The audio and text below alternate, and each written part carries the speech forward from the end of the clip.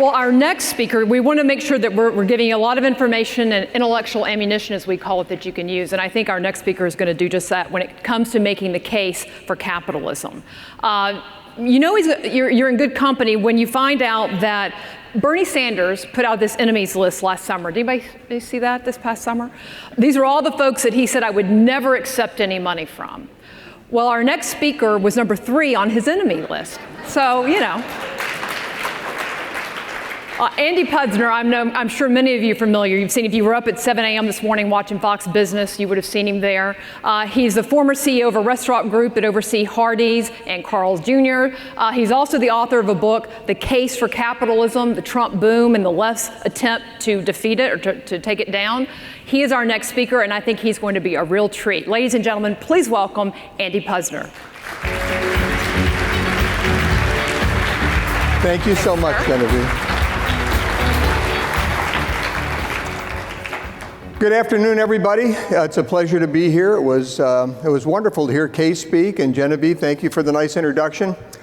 As she mentioned, I was the CEO of CKE Restaurants, which owns Carl's Jr. and Hardee's, but I wasn't born with a silver spoon in my mouth, far from it.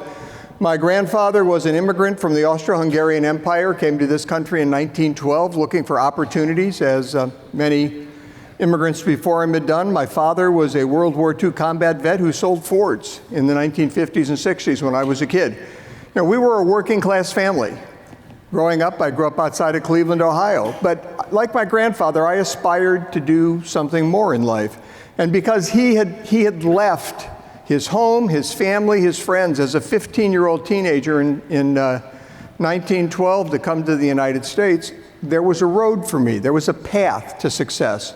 For him, the country he left, there was no path. But for me, there was a path. Now, it was an arduous path to get through college and law school and support my family. I worked every dirty job you could possibly think of.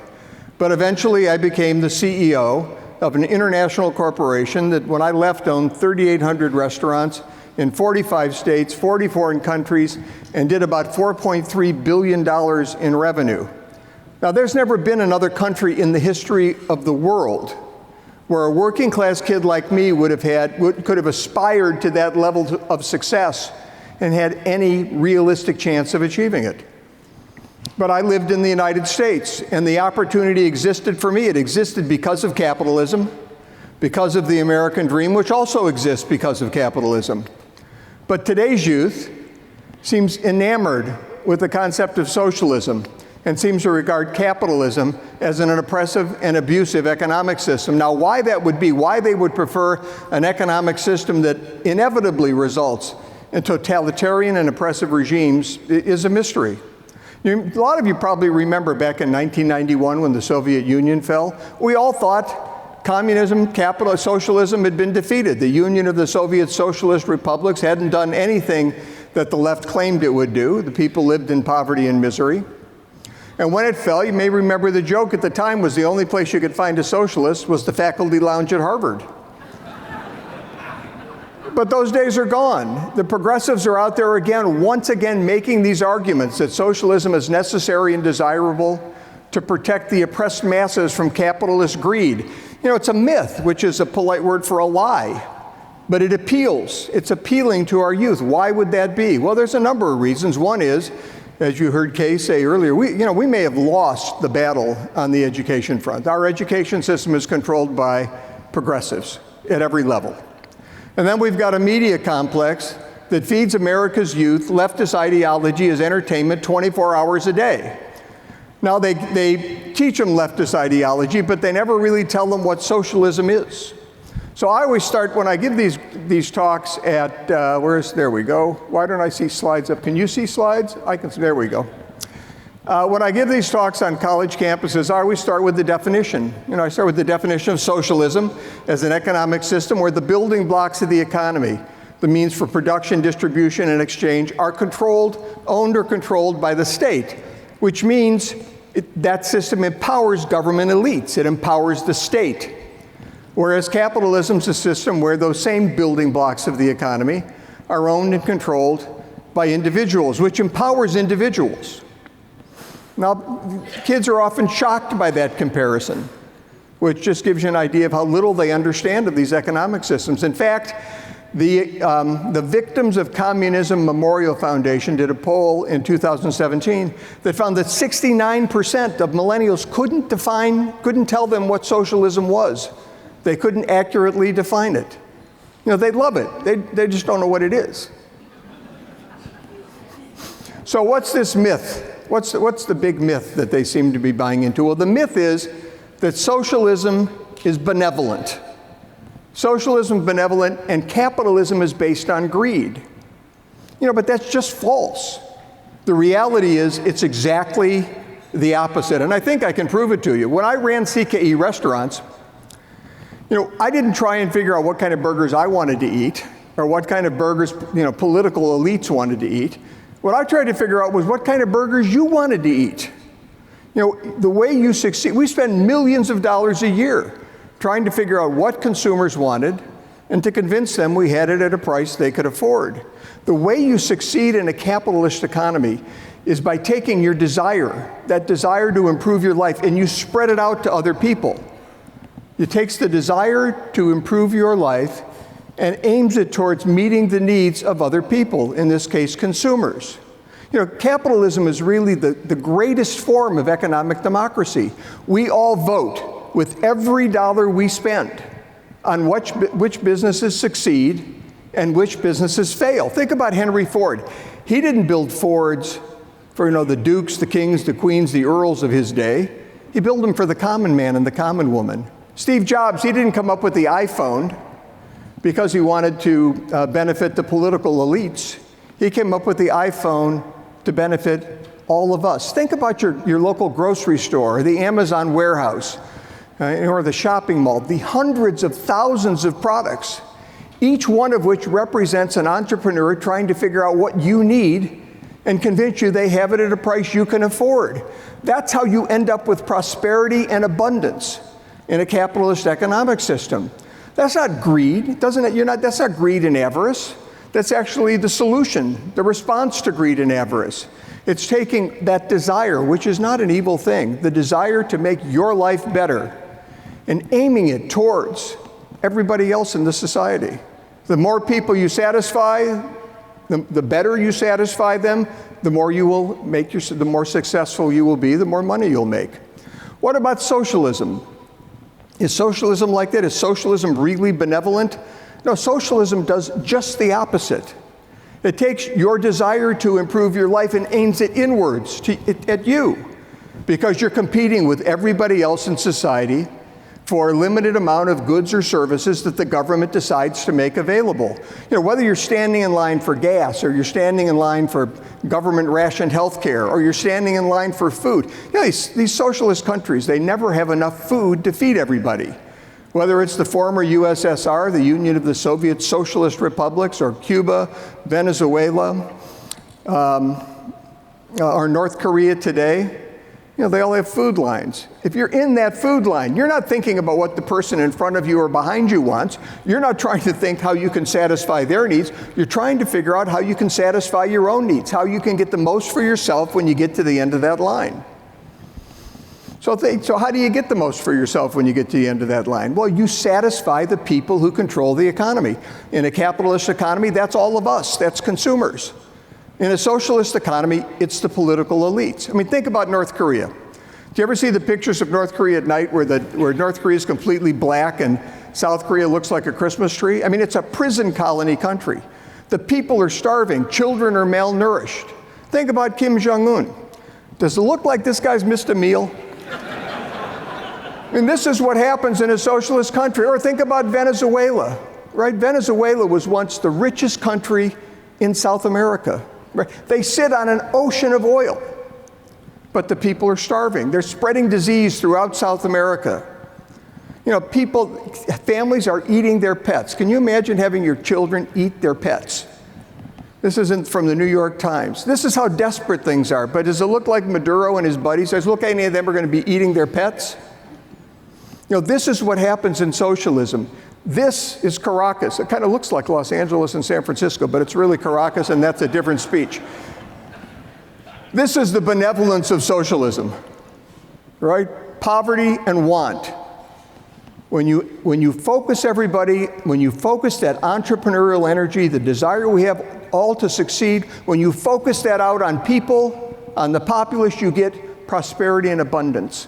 When you take the desire to succeed and you focus it in on yourself, you have poverty and want. It's not difficult. Now, people like Bernie Sanders, Elizabeth Warren, Alexandria Ocasio-Cortez, they say, we're not the USSR, we're not Venezuela, we're not Cuba, we're Denmark, right? We're Denmark, we're Sweden, we're Denmark.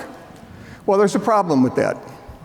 The problem is that Denmark is a free market economy. Matter of fact, it's a capitalist country.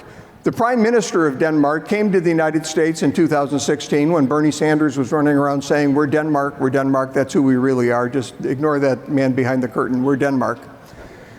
The Prime Minister, Lars Løkke Rasmussen, came to the United States and said, I know that some people in the U.S. associate the Nordic model with some sort of socialism. Therefore, I'd like to make one thing clear. Denmark is far from a socialist planned economy. Denmark is a market economy. And in fact, the very well-respected Heritage Foundation Index of Economic Freedom ranks Denmark as the 14th freest nation in the world last year. This is not a socialist country. Sweden was number 19. That's out of 180 countries. Now, Denmark has to be a capitalist country. It has to have free markets because it has a very generous welfare system. It couldn't pay for all those welfare benefits if it was a socialist economy. They never produce enough money. But you don't have to believe me, you can believe the Danes. They'll tell you they have a free market economy. Now, we know that capitalism produces prosperity and abundance. We know that socialism produces poverty and want, but are we really producing that prosperity and abundance for everybody? Or is it just going to rich people? Is this income inequality argument where only the rich are benefiting when society does better under capitalism? Well, I'm going to show you a chart. It's a chart by an individual. His name was Angus Maddison. He was an historical economist from England. And he measured GDP per capita, which is an economist's way to try and look smart. They're really saying economic production per person, per capita being Latin for per person, and GDP being another fancy sounding name.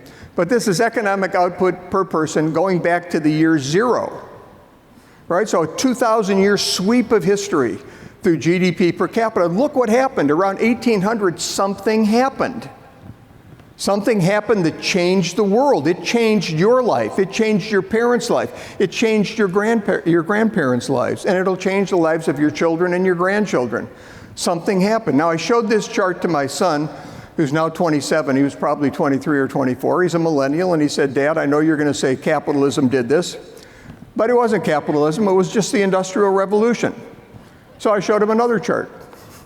This other chart took that sprig up, if you had a chart like, could you imagine if you ran a business and you had a sales chart that looked like that? You'd be planning your retirement, you'd be buying a yacht. This is really an incredible event. But let's break it down and see where it happened by region. First, that shot up happened in the United States. It happened right around the time we ratified our Constitution. Why is that? Well, because of a very fortuitous coincidence. In 1776, we had the Declaration of Independence. We also had a man named Adam Smith who wrote a book called The Wealth of Nations that described a free market capitalist economy, why you'd want it, and how you would implement it if you had it. The founders saw that. They realized it would be a good thing for the country. They in fact, adopted a free market capitalist economy. And our economy soared. Between 1789 and 1885, the blink of an eye historically, 100 years, we went from 13 backwoods colonies on the coast of North America to the largest economy in the world in less than 100 years. And we've been there ever since. And you can see when the Civil War ended, we just went straight up. We got rid of the feudal economic system in the South.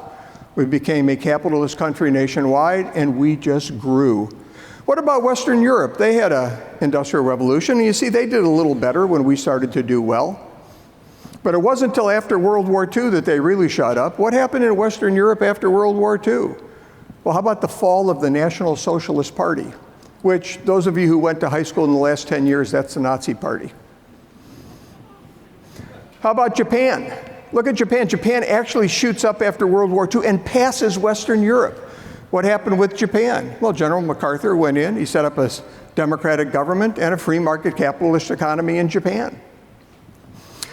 Eastern Europe shoots up. When do they shoot up? The fall of the Union of the Soviet Socialist Republics. Even China goes up, and they came up with this half-baked red capital. It's not even real capitalism. They're still socialists, and they still did better, right? They still eliminated poverty. Every place capitalism replaces socialism, every place it's tried, GDP per capita just zoomed up. Now, did it really reach the ordinary men and women, though? This is an average, obviously. You're dividing total economic growth by the number of people in the world. What about the common man or woman? What about people that were living in poverty? Well, the World Bank has a chart. This shows the percentage of people living in extreme poverty going from 1820 to about 2015, so about 200 years. Back in 1820, 94 out of every 100 people was living in extreme poverty. Now, can you imagine that? Right? That means, what about the 6 people that weren't? Probably 2 or 3 of them were living in just regular poverty. By 2015, that number was down to 9.6. But to understand, and that's too high, but to reduce that 9.6 down, how do we do that? Well, we have to understand why it went down. I had a buddy of mine, put together a chart that took the Angus Madison data and the World Bank data, put them on one chart. So you could see if there was a correlation between the decline in extreme poverty and the rise of GDP per capita. He said he'd never seen a correlation so close. That's the chart that tells the story on capitalism. One more chart quickly. This is a chart by an Austrian economist, took World Bank data and looked at what happened to hunger, poverty, illiteracy, child mortality, and pollution since the Soviet Union fell. What you don't see on this chart, by the way, is over this period of time, while they're all dropping like a rock, we added 2 billion people to the world's population. 2 billion more people, lower poverty, fewer people dying from hunger, fewer babies who die. That's the benevolence of capitalism. That's what happens when you have a capitalist economy. It spreads the benefits. Everybody does better. And poverty is, if not eliminated, substantially reduced. Now, why is that? Well, John Kennedy said it best. He said, a rising tide lifts all boats. What he meant was a rising economic tide. He was arguing for tax cuts. He advocated very, very massive tax cuts. They passed after he was assassinated, and the economy grew like heck. But his point was, we don't need socialism because wealth is not a zero-sum game. The rich don't get richer just because the poor get poorer. And the poor don't necessarily get richer just because the rich get poorer. We can all get richer if we have economic growth. And if you look at our country today, that's clearly what's happening. We've gone from being the 18th freest nation in the world on that wonderful Heritage Foundation Index of Economic Freedom to being the 12th. That's from when President Trump took office through the most recent version, which was January of 2019. Now, we were number 5 before President Obama. We dropped to 18. We're now up to number 12. And hopefully we'll keep getting better. But what is this difference meant? What has the difference been here? Well, first of all, we have more people working in the United States than have ever worked in the history of the country, over 158 million people. As Kay mentioned, unemployment's at 3.5%. But it's not just for the population in general. We're at or near historic lows. We've hit historic lows in the past year for African Americans, Hispanic, Asians, women, people without a high school education, the handicapped, and veterans. Everybody's benefiting. Wages are zooming. For workers, they call them production and non-supervisory employees in the Bureau of Labor Statistic Analysis, but it's workers. They've had over 3% year-over-year growth for 14 straight months. Prior to that streak, the last time they had 3% wage growth was May of 2009, like a decade ago. And it's going up because we have growth and employers are competing for employees. That's what drives up wages. That's when everybody benefits. When President Trump took office, there were 1.9 million more people unemployed than there were job openings. So almost 2 million people looking for jobs and more than there were job openings. As of last month, the most recent month for which we have data, I think it was the 12th month in a row where we had 1 million or more job openings than we had people unemployed.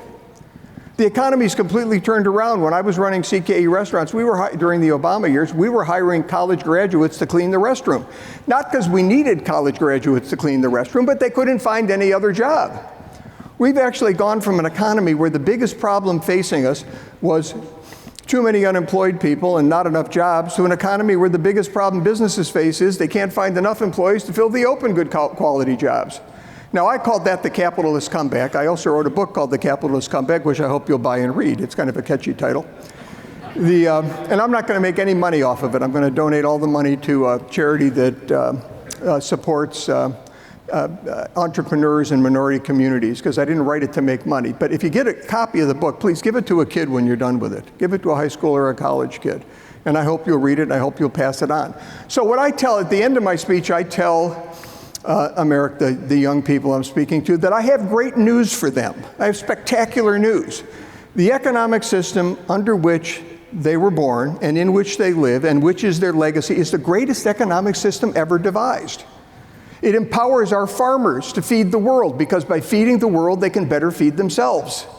It encourages entrepreneurs to rebuild our inner cities, because by building new grocery stores and hotels and restaurants and condos, they not only can help their community, but they can help themselves and their families. It's the best system ever devised for the poor and the marginalized. It empowers them as consumers who vote with every dollar they spend on what businesses succeed and what businesses fail. And it provides them the opportunities that can lift them from one economic class to another. The system is called capitalism.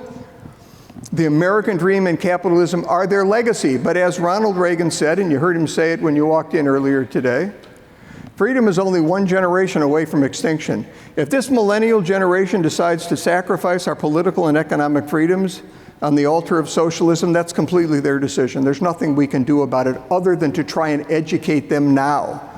We need to inform them now. We need to do what the Heritage Foundation is doing. We need to let them know what their professors and the Hollywood elites don't want them to know, that capitalism is the greatest economic system ever devised, that it's the only system that has meaningfully lifted people out of poverty, that it's compassionate, it's benevolent, it's moral, and it's right. Now, I hope God will bless this generation as they assume the mantle of running the greatest nation that ever existed in the history of the world. I pray that God will bless all of you and that God will bless the United States of America. Thank you.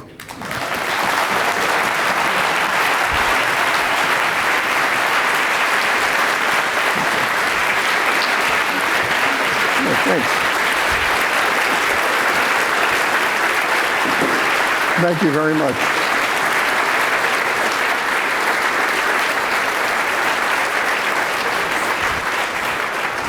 Now, can I have an amen? Amen. Where's my water? How about joining us right over here? Well, thanks. They brought you a new one. It magically appears, the water. Isn't it amazing? Thank you. Was I right? Was he not great? Well, thank you. You're too kind. Well, I think you're also going to be really experiencing a treat now with our two folks who just joined us, who are that next generation. Ellen Wittman is a senior at Miami, Ohio University. And Kiran Menon is a senior at the University of Virginia. But they also, besides both being seniors, have something in common. They both interned at the Heritage Foundation and Heritage Action, I should say. Kiran was at Heritage Action. And they also have been fighting the good fight on their college campuses. And I think their stories are going to be very inspiring to you. And I'm going to ask them about them. But first, we want to show you a clip. This is of Ellen speaking at the White House. You may remember, I think it was last spring, President Trump put out an executive order about free speech on college campuses because it was getting so out of control. And Ellen was invited to speak at that event at the White House. And we want to show you that now. And we'll ask her more about it. Let's take a look. First Amendment is under attack on our college campuses. My story is so important because I have seen lives saved through my Students for Life efforts on campus. But I never imagined the hostility I would face when trying to express my beliefs. It's ridiculous that it's gotten to this point. Universities are supposed to be marketplaces of ideas. They should be encouraging free speech, not shutting it down. And speech is not free when university officials put conditions on student speech. The only permit we need to speak on campus is the First Amendment. Thank you, Mr. President. That was great. So Ellen, that was very good, wasn't it? Yeah. The president looked like he approved as well. So that, I hope so. Ellen, tell us how you got there. So you were leading the Student for Life group on your campus, but a couple of years ago, something happened, a free speech issue, there was a lawsuit. Tell us what happened. Sure. So every year as a Students for Life group, we set up a Cemetery of Innocence display, which is essentially a couple hundred crosses that represent the lives lost to abortion. And we've done this every year in the past, and we've actually had women change their minds on abortion, so it's very powerful. We've never experienced too many problems. We're not the most popular group on campus, but so one year we were seeking permission to put up the display, and I received an email from the administration that said, you can only put up your crosses if you post trigger warning signs all around campus. Now, trigger warning is kind of a millennial term, so to explain that a little bit, it's essentially a notice to the community that you might see something you find offensive.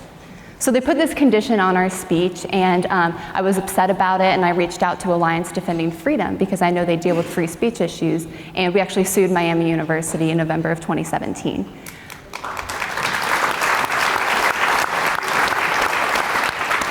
And the good news is that we were successful. Miami settled just a couple months later. Yep. And it created so much common ground because the freedom of speech is not just for conservatives, it's for everybody. And I had people coming up to me afterwards thanking me for standing up for free speech because it benefits them too. And we should all be able to find that common ground with our peers. Great, thank you. Kiran, we don't have a video of you, but you've had some interesting happenings. Tell us about, I mean, think about this, University of Virginia, right? Thomas Jefferson founds this university. What would he think about some of the things going on there today? Well, thanks, Genevieve. Let me just start by saying Ellen's story and hearing Ellen's story is just great and gives me a lot of hope for our generation. And it should give you a lot of hope too. Let me just start off by telling a quick story that kind of summarizes my journey as a conservative in politics, especially in liberal settings like the University of Virginia. I am that one outspoken conservative among the progressives, so whenever anyone's mad at a Republican or a conservative or Trump, they come and yell at me. So one particular time, they were yelling at me about education policy, and we're talking about inner city politics, and at some point this kid says to me, well, Kiran, minorities don't believe that. They don't think that way. And I said, well, I'm a minority, and I believe that, and I think that way. To which this kid looks me in the eye and says, well, you're a conservative, so you don't count. And I don't even remember how that conversation ended because I was just so dumbfounded. What do you have to think that way? Like, I'm a conservative minority, doesn't that make me more of a minority in your book? And I think President James really hit the big problem on the head, and it's at UVA and it's at college campuses and just among our generation, is that we no longer have a common understanding of what our values are. Our founding values, for instance, what does freedom mean? What does liberty mean? What does equality mean? And in my case, what does diversity mean? And that's getting caught up in a bunch of noise that's being whipped up by the media and by politicians and by college professors. So I think we really got to start by defining that problem before we can move on for a solution. You know, we just did, and I want to ask you about this too, Andy, some survey research at Heritage in the last couple of months. And one of the things that we looked at was the age group of the age 16 to 34. And when you talked about different political ideologies, kind of where did they fall along these different lines? And interestingly enough, maybe you will or maybe you won't be surprised by this, when you gave the word conservative, you only had like 38 to 39% support. But when you just talked about the ideas that make up what we would call conservatism, it jumped to like 69%. So it shows you how important language is, but it also goes to your point of like, you know, if people just see conservative in front of something, they often like shun back. Andy, is that something you've seen when you've spoken, I don't know how many different college campuses. Do you think, how much does the language matter in the way you talk to folks? Well, I think it matters, but I think the scariest thing is how really ignorant even people on these college campuses are. They've never really been presented with the ideas. They've never really been presented with the options. I was speaking at Davidson College in the spring, and I got a question that I often get, which is, what about Medicare for all? Isn't health care a right? Don't we all have the right to good health care? And I looked at the young man and I responded, I said, look, I don't know if healthcare is a right or not. That's a kind of a separate discussion. It's not in the Constitution. But can we agree that we'd all like to see the quality of healthcare improve and the cost of healthcare decline? And he looked at me and said, yeah, of course. I said, well, what's the one thing in the history of the world that has increased quality and decreased price? And he just kept staring at me. I said, it's competition.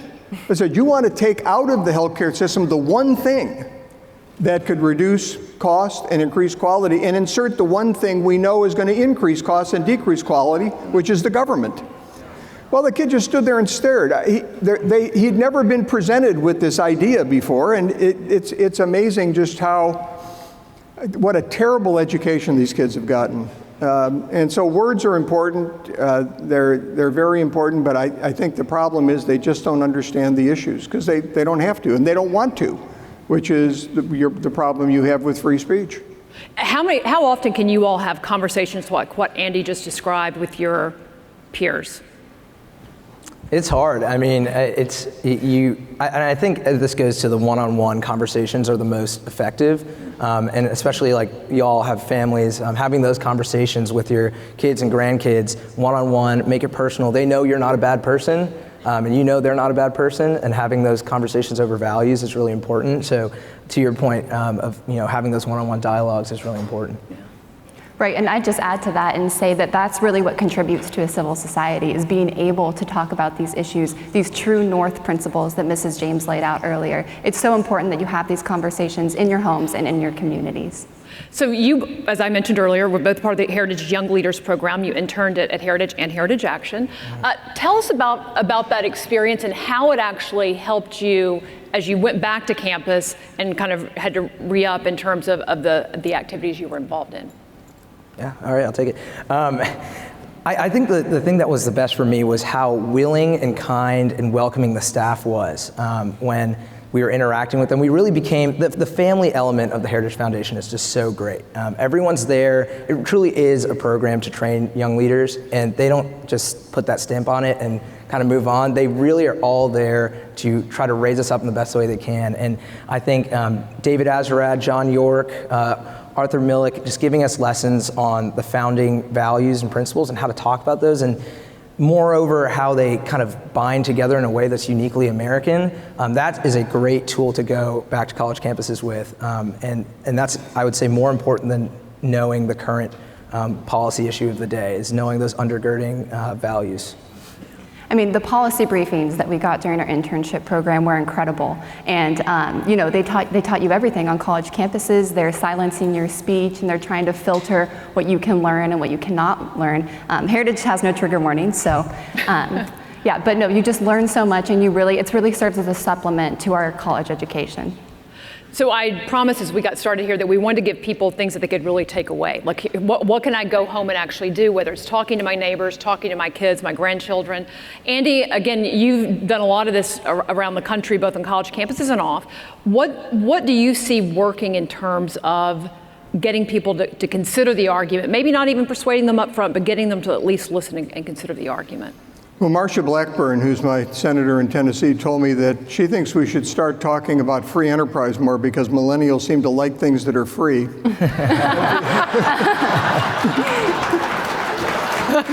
So maybe that's a good place to start. Look, I think we need to try, and Kay was talking about how kids are now listening. They're listening with their hearts, they're not listening with their minds. And it made me think back to Winston Churchill's comment that if you're not a liberal when you're young, you have no heart. And if you're not a conservative when you're old, you have no brain. And I think as this generation matures, I think we're going to see some changes. My generation from the 60s, look, I went to Kent State when they shot the students. I marched on Washington. I mean, it's, you do change over time. But I think we have to keep presenting these ideas to the younger generation and do it calmly, because unlike a lot of us, they're not getting it in school. They're not going to get it in school. So I think we have to calmly present it, and we have to do everything we can not to let the left shut down First Amendment rights on campus. What Ellen did was incredible. But they want to shut it down because they can't win the fight. They can't win a one-on-one intellectual debate on these issues because they're wrong. So we have to keep talking. We have to keep doing what these two wonderful young millennials are doing here. Kiran, and you actually did just this. I mean, let's talk a little bit about the story of your professor who sent out, and this is we were saying earlier, there is the big intimidation tactics on the campuses, but there's also just an assumption that everybody agrees with them. But Kiran actually stood up and said, not so fast, as they say. Tell us about that story. So over the summer of 2017, Charlottesville experienced a riot that resulted in a death, and there was a lot of emotionally charged language, a lot of generalizations coming out, and before class started, this was a education class, training people how to be teachers, and this professor sends out this email at the beginning with an article attached to it and said, we're going to discuss this on the first day of class. And the article was a New York Times article, and it accused all Republicans of being soft racists. And I responded to that. I was so mad. I responded to that email, and I said, Professor, looking forward to your class. Next sentence was, in bolded, italicized, underlined, as a minority conservative Republican, I am totally dismayed by this article. And he had to apologize in front of the entire class. And I think that goes to show like how it only really takes one person to kind of break the mold, break the ice, and college professors have a lot of power, but once you show you're willing to stand up to it, they'll back away pretty soon. Yeah. Well, and Ellen, and this is really for both of you, I mean, as you have taken a stand, I mean, you've been involved with different groups on campus, do you have others coming out and saying, hey, I kind of believe that too, but I don't want to say anything? Oh yeah, absolutely. Even something as simple as having a pin on your backpack that is a conservative pin or a pro-life pin or whatever it might be. They'll see that, and I have had multiple people come up to me and say, hey, I agree on that. That's so bold of you to do that. And I encourage them to do the same, because there really are a lot of closet conservatives on campus, and they just need one person to encourage them, and that's all it takes. Yeah.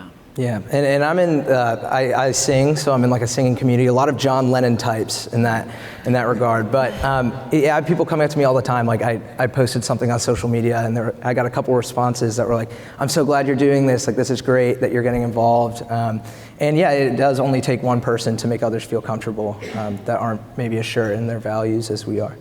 What would you say are the issues that you find maybe the most collaboration on when you talk with your peers? Are there any certain political issues or public policy issues that you feel like this is one I can maybe have a decent discussion on? The life issue is probably a very hard one, I'm going to guess. The life issue is hard, but what I've realized when talking to pro-choice people is that they are doing what they think is best for women.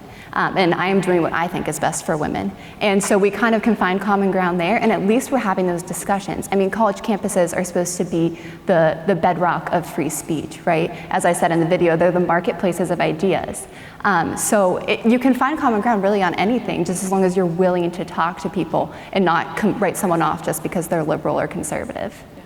And I think something that's really important to highlight is that our generation, me and Ellen's generation, is very motivated, and they care a lot. And I think that's something that goes, we don't give them credit enough, or us credit enough for that. But they care a lot about issues, and it's just taking that extra step to make sure that, that is directed in the right way. I think education is actually one of those places where my generation has, gone through the education system, and they know that time and time again, just putting money to the education system doesn't help it. So I think education is one of those things that, in my experience, I've had a good dialogue with, and they're really interested in conservative solutions there.